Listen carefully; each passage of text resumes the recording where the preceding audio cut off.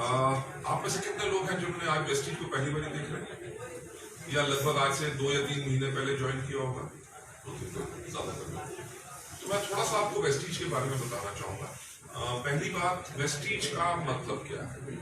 अगर आप डिक्शनरी में देखेंगे तो इंग्लिश डिक्शनरी में उसका एक कहा जाता है remnants of a glorious past, यानी कि एक पुराने बेहतरीन समय के निशान, राइट। और उसका एक और मतलब होता है, वो होता है फुटप्रिंट्स इन द सैंड, यानी कि रेत के अंदर पैरों के निशान।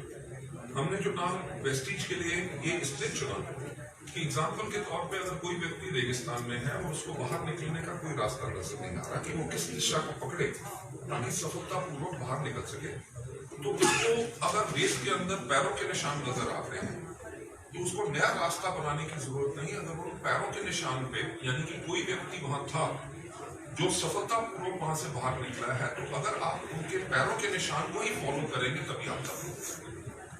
वेस्टीज के अंदर भी जब आप आते हैं आपको कुछ अलग नहीं करना। जो सिस्टम हमारा बन चुका है, एजुकेशन सिस्टम, जिसके अंदर आज के दिन में जो हमारे टॉप अर्नर हैं वो महीने में लगभग 68 लाख रुपीस कमाते, राइट। और अब वो आज से 10 साल पहले आए थे खानों को हाथ लगा के मुझे नेटवर्क मार्केटिंग नहीं करनी, क्योंकि इसके अंदर सिर्फ कंपनियां पैसा कमाती हैं, डिस्ट्रीब्यूटर का भविष्य कभी सुरक्षित नहीं। और आज के दिन तो वो 68 लाख में है। इतना ही नहीं, आप जितना चाहते हैं उतना आप इसमें पा सकते हैं, क्योंकि ऐसे लोग हैं जिन्होंने आज से 3 साल पहले आए और आज के दिन पे लगभग 38 लाख रुपीस की इनकम करते हैं। हमारे यहाँ पे ऐसे लोग हैं जो आज से 2 साल पहले आए और आज के दिन पे 25 से लेकर 26 लाख रुपए की इनकम करते हैं।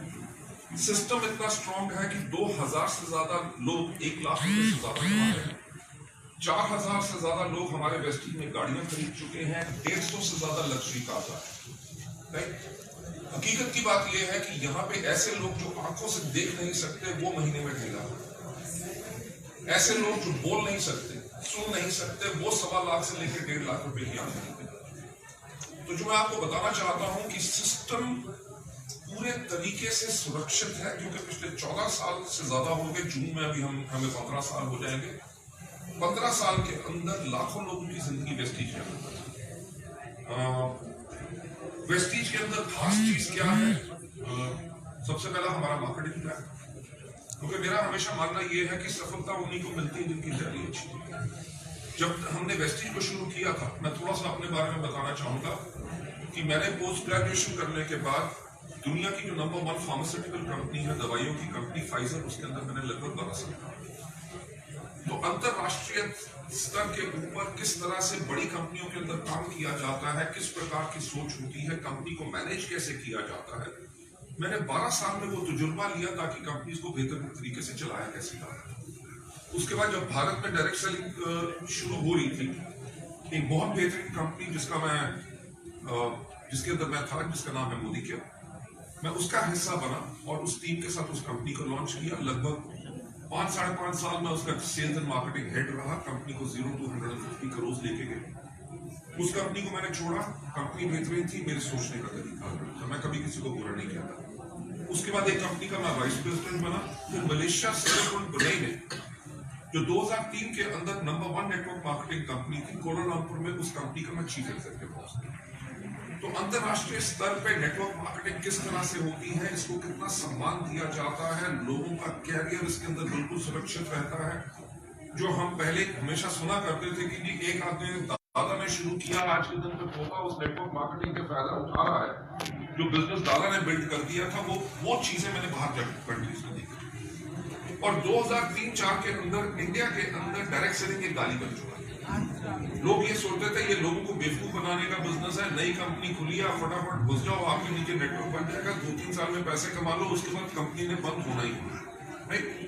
तो ये जो लोगों की गलत धारणा थी, हमने कहा कोई तो उठेगा जो एक ऐसी कंपनी बनाएगा जिसके करके लोगों का विश्वास इसके अंदर, इस इंडस्ट्री के अंदर पूरा का पूरा होगा।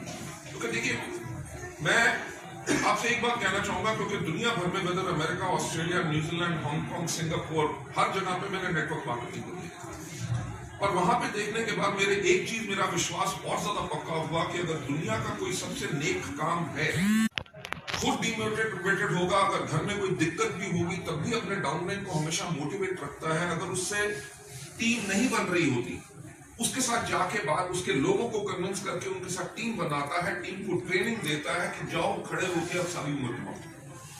इस इंडस्ट्री के ऊपर जब लोगों की धारणा गलत बन रही थी तो हमने सोचा कि हम, सही बात है कि अपनी कंपनी कभी शुरू नहीं करना। हम सब प्रोफेशनल्स थे, बेहतरीन नौकरी थी, मर्सिडीज बेंज वगैरह जैसी गाड़ियां हमारे पास तब भी थी, कोई जिंदगी में कभी कमी नहीं थी। जो मेरा मानना है कि दुनिया का सबसे नेक काम नेटवर्क मार्केटिंग है, हमने उसी के करके वेस्टीज को शुरू किया। जैसे मैंने कहा कि सफलता उन्हीं को मिलती है जिनकी तैयारी अच्छी होती है। I'm sorry, एक मिनट सर, मेरे को 15 मिनट और लगेंगे। हाँ ठीक है, मैं 15 मिनट के बाद आऊंगा।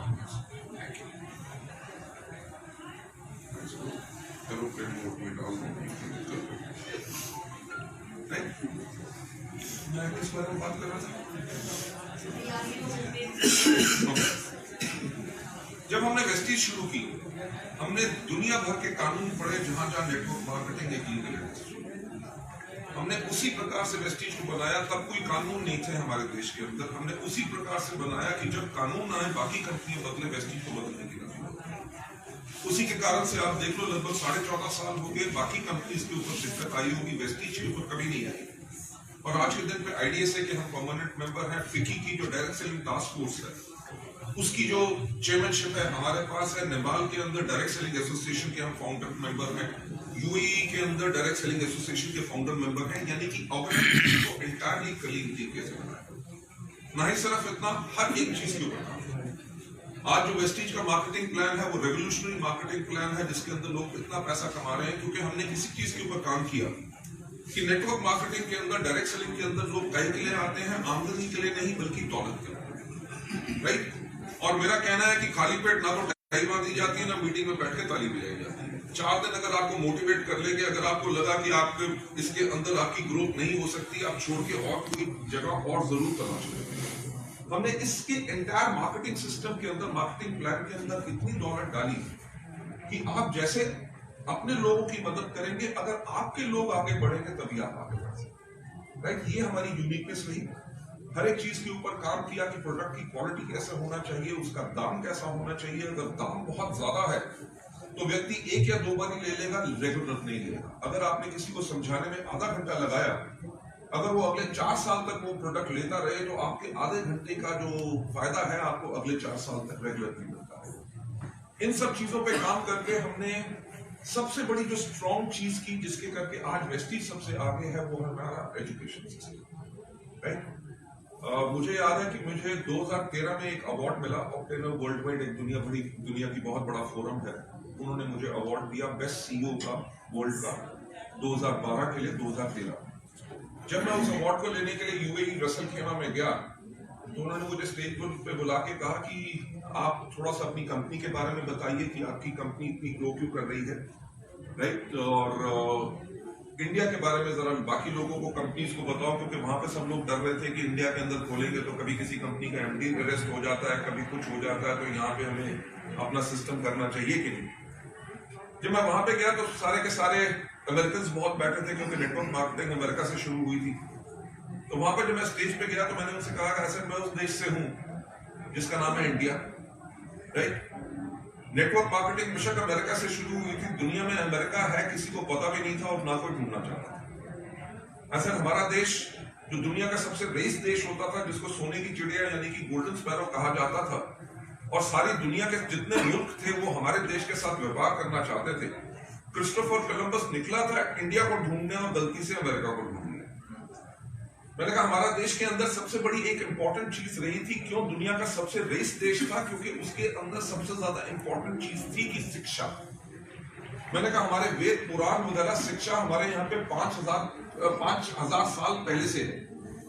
ऐसा आज के दिन पे आप हवाई जहाज की बात करते हैं, हमारे यहाँ पे रामायण के टाइम पे उड़न खटोले यानी कि हवाई जहाज हुआ करते थे। मैंने कहा आप मिसाइल्स की बात करते हैं, अग्नि बाण हमारे महाभारत के अंदर मिसाइल्स का इस्तेमाल किया गया। मैंने कहा आप कहते हैं कि टेलीविजन का आविष्कार आपने किया, हमारे यहाँ पे महाभारत के टाइम पे भी टेलीविजन था। मैंने कहा हमारे यहाँ पे देश में सबसे ज्यादा पहले भी किस चीज के ऊपर फोकस किया जाता था? शिक्षा के ऊपर। मैंने कहा हमारा वो देश है जिसको तुर्कों से लेके, मुगलों से लेके, अफगान से लेके, मंगोल से लेके सबने दोबारा लूटा। 200 साल हमारे पे गुलामी हुई, 1947 में हम आजाद हुए हैं, 100 साल नहीं लगेंगे। 2030 के अंदर सारी दुनिया कह रही है कि दुनिया का तीसरा सबसे रईस देश कौन होगा? इंडिया। मैं सिर्फ आपसे सोच की बात कर रहा हूं कि हमने किस सोच के ऊपर वेस्टीज को बिल्ड किया। मैंने उनसे कहा कि 1947 में हम आजाद हुए, 2 देश और बने, पाकिस्तान और बांग्लादेश। उन दोनों देशों का हाल देख लो, आज के दिन पे IBM में देख लो, नासा में देख लो, सबसे ज्यादा एम्प्लॉयज कौन? इंडियंस। आज के दिन पे अगर आप ध्यान दो, पेप्सिको की हेड कौन है? इंदिरा नूई, वो भी इंडियन। गूगल, माइक्रोसॉफ्ट के हेड इंडियन, यस बैंक के हेड इंडियन, विक्रम पंडित सिटी बैंक के थे, वोडाफोन के। डोनाल्ड ट्रंप ने पिछला इलेक्शन कह के जीता ताकि इंडियंस को मैं वीजा नहीं दूंगा ताकि गोरों को नौकरी मिल सके। मैंने कहा ये बदलाव पाकिस्तान और बाकी देशों से बगल में क्यों आया? क्योंकि हमारे देश के अंदर शिक्षा को बहुत महत्व दिया जा रहा है।